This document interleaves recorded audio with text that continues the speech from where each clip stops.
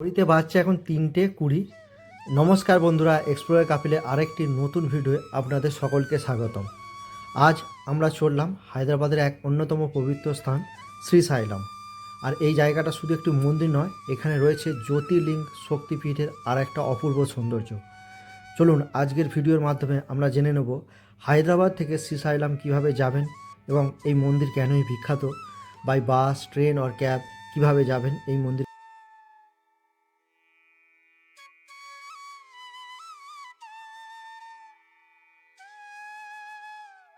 হায়দ্রাবাদ থেকে শ্রীসাইলাম যাওয়ার জন্য সবথেকে সহজ উপায় হলো টিএস যে বাসটা ছাড়ে সেই বাসে করে যাওয়া হচ্ছে সবথেকে ভালো।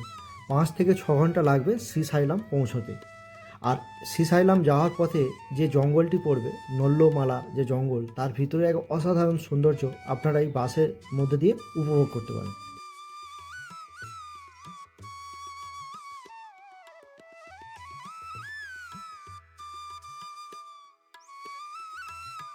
শ্রীসাইলাম মন্দিরটি হলো 12টি জ্যোতির্লিঙ্গের মধ্যে একটি। এখানে বিরাজমান শ্রী মল্লিকার্জুন স্বামী এবং এখানে আছে মা ব্রহ্মারাম্বা দেবী। এটি একটি শক্তিপীঠ, একই স্থানে শিব এবং শক্তির মিলন। এই কারণেই শ্রীসাইলাম এত একটা উল্লেখযোগ্য মানে মানে তীর্থস্থান।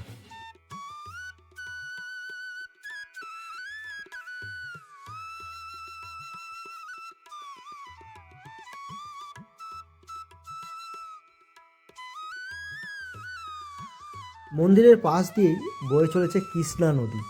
পাতাল গঙ্গা দর্শন, শ্রীসাইলাম ড্যাম, পাহাড় আর জঙ্গল সব মিলিয়ে যেন এক অন্যরকম অভিজ্ঞতা।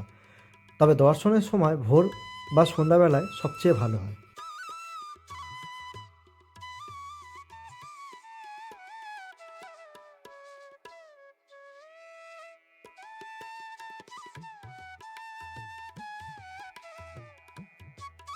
বাস সাধারণত দুটি জায়গা থেকে ছাড়ে হায়দ্রাবাদে, একটা হচ্ছে MGBS অথবা JBS বাস স্ট্যান্ড থেকে। আর এখানে হচ্ছে TSRSTS যে বাসগুলো, যেটা তামিলনাড়ু স্টেট যে বাসগুলো চলে, সেই বাসগুলো আপনারা, বা তামিলনাড়ু নয়, এটা হচ্ছে তেলেঙ্গানা স্টেট যে বাসগুলো চলে, ওই বাসে আপনারা করে আসতে পারেন। আর বাসের ভাড়া জেনারেলি 350 টাকা থেকে 600 টাকার মধ্যেই হয়ে থাকে। যদি আপনারা AC নর্মাল বাস, এর উপরে ডিপেন্ড করে বাসের ভাড়াটা একটু চেঞ্জ হয়।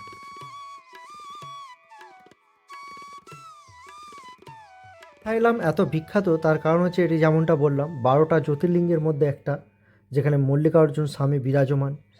এখানে শক্তিপীঠ ব্রহ্মারাম্বা দেবী অবস্থান করে। একই স্থানে শিব এবং শক্তির মিলনস্থল, যেটা একটা অত্যন্ত বিরল জায়গা।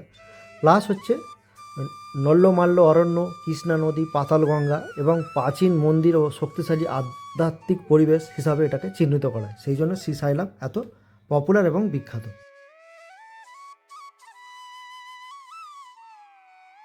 অক্টোবর থেকে ফেব্রুয়ারি মাসটা হচ্ছে একটা বেস্ট টাইম। হালকা ঠান্ডা, পাহাড়, জঙ্গল, একটা সুন্দর আলাদা একটা সৌন্দর্য উপভোগ করতে পারেন।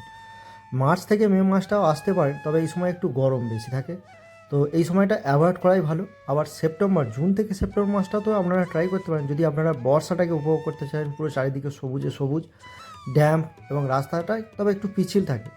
বর্ষাটা অ্যাভয়েড করলেও ভালো, যেহেতু একটু পাহাড়ি রাস্তা। বেস্ট হচ্ছে একদম অক্টোবর থেকে ফেব্রুয়ারি। আপনারা যদি চান ভ্রমণের বা দর্শন করতে আসার আগে অনলাইনে টিকিট বুক করবেন, সেটাও করে নিতে পারেন। অথবা যদি চান এখানে এসেও টিকিট বুক করতে পারেন। আর একটা টিপস হচ্ছে, মন্দিরের ভেতরে মোবাইল ফোন অ্যালাউ নয়, সেই জন্য আপনারা মন্দিরের ভেতরে কোনো ছবি তুলতে পারবেন না। মোবাইল হচ্ছে আপনাদেরকে মন্দির থেকে অনেক দূরেই জমা দিয়ে যেতে হবে।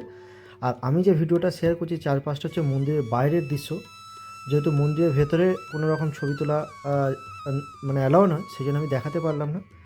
তো আপনারা কে কে এই মল্লিকার্জুন বা শ্রীসাইলাম যাবেন বলে প্ল্যান করছেন, আমার ভিডিও অবশ্যই কমেন্ট করে জানাবেন। আবার দেখা হচ্ছে অন্য একটা ভিডিও। সকলে খুব ভালো থাকবেন। যদি ভিডিওটা ভালো লাগে অবশ্যই একটা লাইক করে দেবেন, আর আমাদের পাশে থাকার জন্য চ্যানেলটাকে সাবস্ক্রাইব করে দেবেন। আবার দেখা হবে অন্য একটা ভিডিও। বাই।